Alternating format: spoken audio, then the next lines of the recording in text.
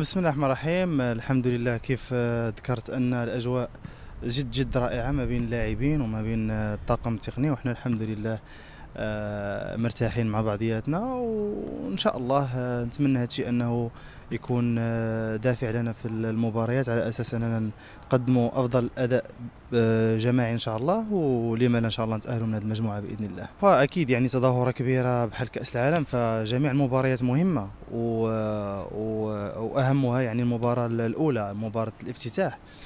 فالمنتخب كرواتي منتخب كبير ومنتخب عنده لاعبين يعني متمرسين، لكن تحنايا يعني احنا تحنا منتخب المغربي منتخب قوي وعنده جميع المقومات انه يتأهل من هذه المجموعة ان شاء الله. ورسالة يعني رسالة يعني نابعة من القلب، انه كنشكر الجماهير المغربية على مؤازرتها للمنتخب المغربي، وعلى يعني تشجيعها لجميع اللاعبين وبما فيهم يعني عبد الرزاق.